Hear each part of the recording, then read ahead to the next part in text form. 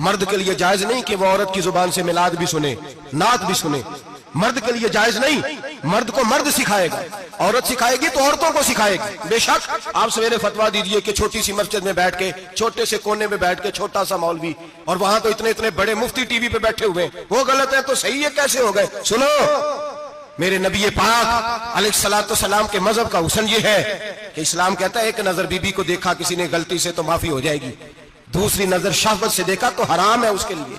वो पाकिस्तान का मौलवी हो या सऊदी अरब का शाह हो, किसी के लिए औरतों के बीच फिरना उठना बैठना जायज है? मेरे नबी पाक सल्लल्लाहु ताला अलैहि वसल्लम ने फरमाया है मैं औरतों से मुसाफा करने नहीं आया।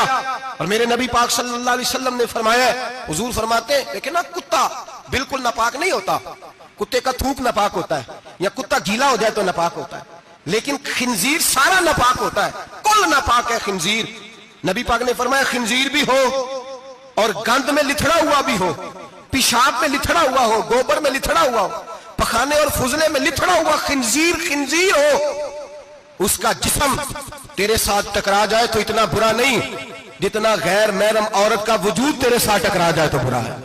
इस हद तक मेरे नबी पाक सल्लल्लाहु और गुंबद के मामले में फतवा देने वाले, या रसूल अल्लाह कहने पर कुफर का फतवा देने वाले और बड़ी बड़ी बातें करने वाले खामोश क्यों हो गए? या अय्युहल्लज़ीना आमनू ला तत्तखिज़ुल यहूद वन नसारा औलिया।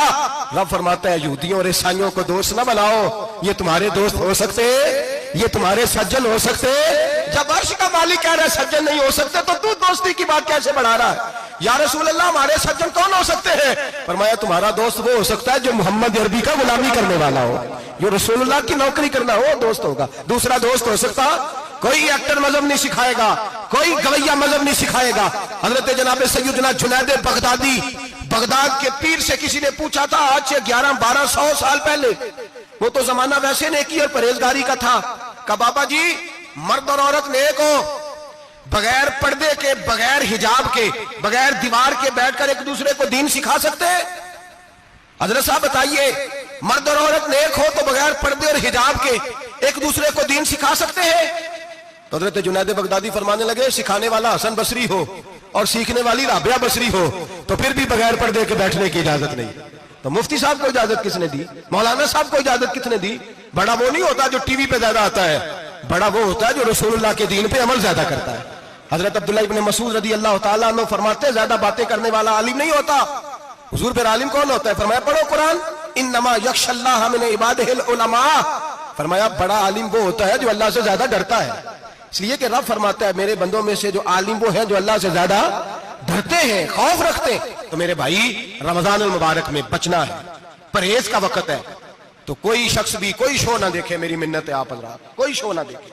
औरत का तो पर्दा है तो हमें तो तमाशे पे लगा दिया गया, अजीब किस्म के एक्टर आ गए और मजहब सिखा रहे हैं। मेरी अपील है आपसे कि सहरी इफ्तारी के वक्त टेलीविजन बंद रखें। क्या चीज खोल के रखें? या कुरान खोल के रखें या रसूलुल्लाह का फरमान खोल के रखें। अल्लाह रसूल की तरफ तवज्जो रखें, वो सीखने सिखाने का वक्त है। छोड़े गवैयों से दीन सीखा जाएगा, आप हमें कोई शिकवा नहीं है। पक्की तौबा करें, सवेरे आए आके दीन सिखाएं। और मैं उनसे भी अपील करूंगा कि आओ दीन सिखाओ।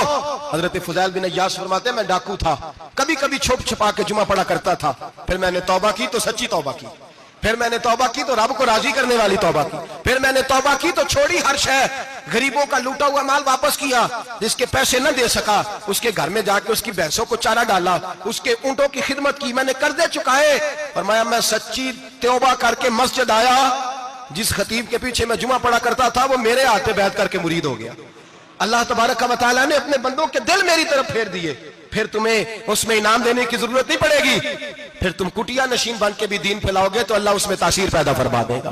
तो रोजे का माना रुकना है। रोजे का माना बोलिए, रोजे का माना रुकना। किससे? झूठ से, गीबत से, बदी से, बदनिगाही, खाने पीने। रोजा किस पे फर्ज है? अमीरों पे कि गरीबों पे? जी कहने ने मैं तो काम ही, मेरा तो काम ही मेहनत मजदूरी वाला, मैं कैसे रोजा रखूं? मैं तो दिहाड़ी लगाता हूं तो रोजा कैसे रखूं? मैंने नहीं किसी हदीस में पढ़ा कि रोजा वो रखे जो दफ्तर में बैठता है। सहाबा के जमाने में तो दफ्तर होते ही नहीं थे, किसी जगह नहीं लिखा हुआ रोजा वो रखेगा जो एसी में बैठता है, तब तो एसी थे ही नहीं। हजरत अबू बकर सिद्दीक रज़ी अल्लाह तआला अन्हु से लेकर जनाब बिलाल तक सारे अपने हाथ से काम करते, सारे अपने हाथ से काम करते, सारे। हजरत उमर फारूक रज़ी अल्लाह तआला अन्हु खलीफा वक्त होने के बावजूद माले गनीमत के ऊंट चरने जाते थे तो चरागाह में छोड़ने में जाते थे, लेने भी आते थे वापस। सारे लोग अपने हाथों से मुशक्कत वाले काम करते। हजरत बिलाल मजदूरी करते, सलमान फारसी मजदूरी करते, मिकदाद मजदूरी करते, सहाबा मजदूरियां करते, रोजे रखते। और रमजान के जाने का वक्त होता तो दर रसूल पे खड़े होकर अर्ज करते, महबूबा दिल नहीं भरा, दिल करता है कभी रब सारा साल ही रोजे अता करे, सारा साल रमजान दे तो हम सारा साल रोजे रखने को तैयार है। जज्बा था, ताकत थी, हिम्मत थी। आज नौजवान लड़का है, कहता है मुझसे भूख बर्दाश्त नहीं होती।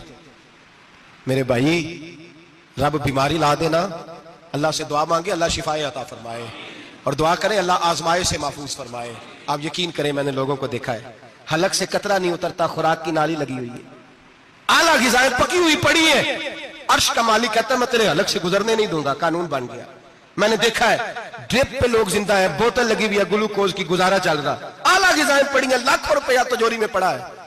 मालिक कहता है तू नहीं खा सकता, तो वो खाने नहीं देता, नहीं खाने देता। एक शख्स यूरोप के इलाके का, मैं किसी कालम नवीस का पढ़ रहा था, वो कहता मेरी खरबों में जायदाद है, लेकिन मेरे मैदे में ऐसी तकलीफ है कि मैं आटे को छान कर जो ऊपर से बूरा निकलता है सिर्फ वो खा सकता हूं, उसके अलावा मैं कायनात की कोई नेमत खा नहीं सकता।